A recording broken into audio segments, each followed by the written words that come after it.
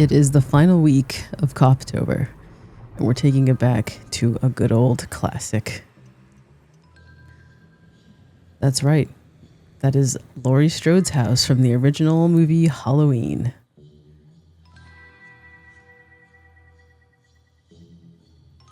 This is another one of those instances where we had to come back twice because people were just in the way, getting in the shots and being obnoxious. Obviously, it's someone's actual home and they were just sitting on their property, and I do my best to stay away and just get what I can from the street. But the house is pretty in theme. Looks like the people who own it are very proud of its history. As you can see right there, Strode Realty and the decorations on the window. This right here is the first time we went, so it was a little gloomy, a little bit more on theme. But as we move on to the next area, you'll see it's a little brighter.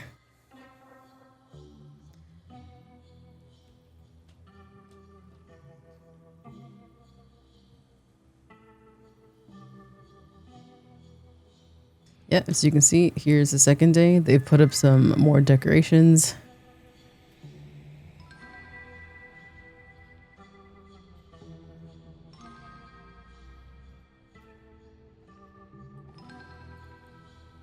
And you can catch this little movie clue here.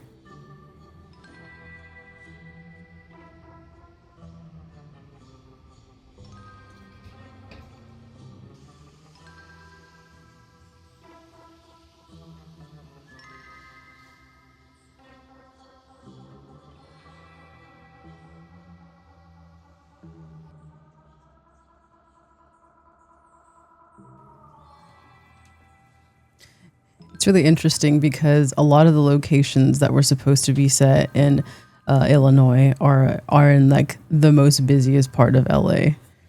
So right across the street, it's a really super busy area.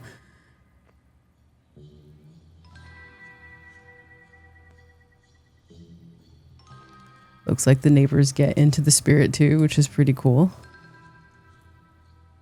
Know that scene?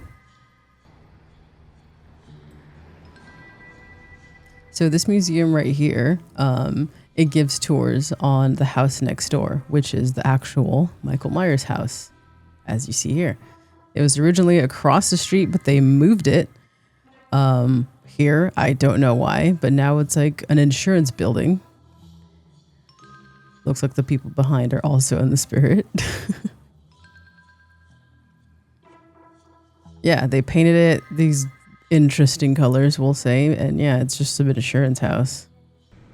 More palm trees, so you can see exactly how we're heading to another part. We're actually going down to Hollywood, where one of the last scenes were, where Michael gets shot by Dr. Loomis and he falls out the balcony. And there it is. Ta-da!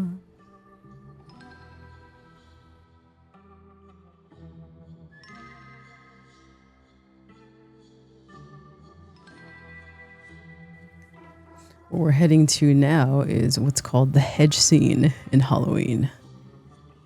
The street is pretty sleepy. It's really nice, has a lot of nice houses. And as we start to walk along, things start to get a little bit more familiar. Closer. Closer.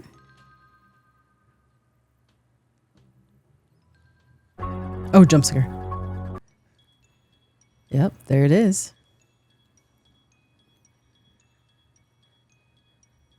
Movie magic. I think I did see someone back there, actually. Let me take a look here. No.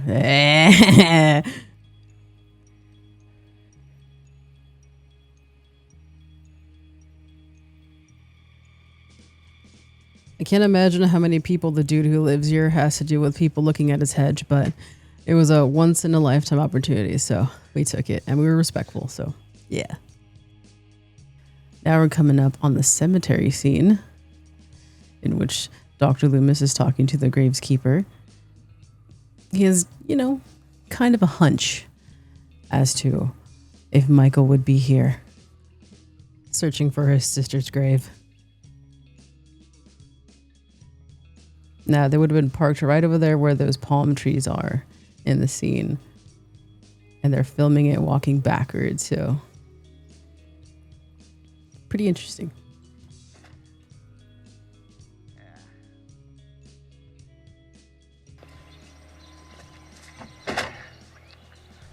Yeah. Judith Myers.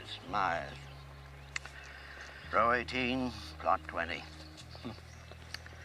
Yeah, you know, every town has something like this happen. I remember over in Russellville, old Charlie Bowles, about 15 years ago. One night he finished dinner, and he excused himself from the table. And he went out to the garage, and he got himself a hacksaw.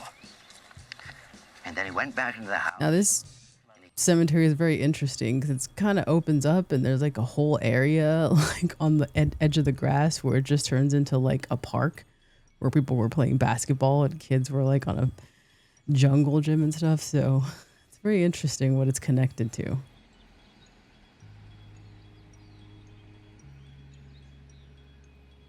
There's some pretty interesting tombstones as well.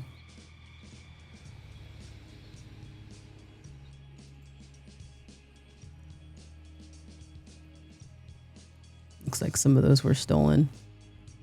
Actually, there was a wanted picture of some dude as we were entering. I'll show it here.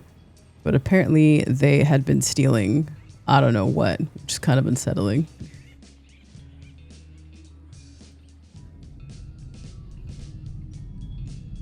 What spooky adventure would be complete without the ritualistic animal sacrifice? If you're one who partakes, of course.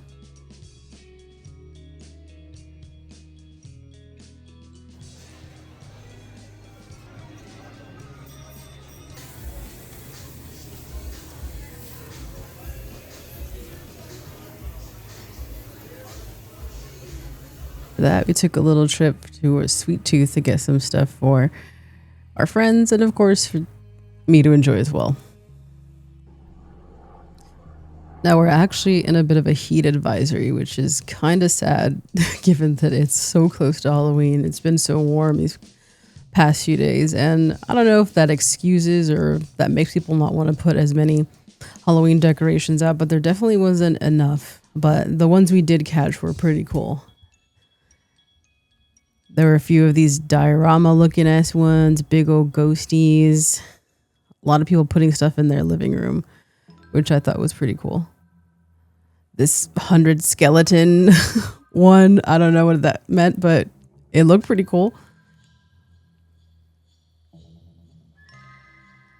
And of course, this big skelly man. See, you don't gotta put a lot, you know, just one big piece like this is pretty cool. Here's another one where it looks like they did their entire living room and then just put it on display. Pretty cool. Pretty rad.